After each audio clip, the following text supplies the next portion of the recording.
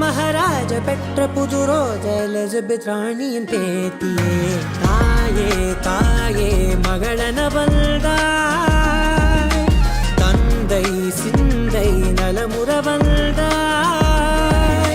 நீயே லோகம் என்று ஆனாய் பெண்ணே, என்னை ஆளும் தெய்வம் நீதான் கண்ணே.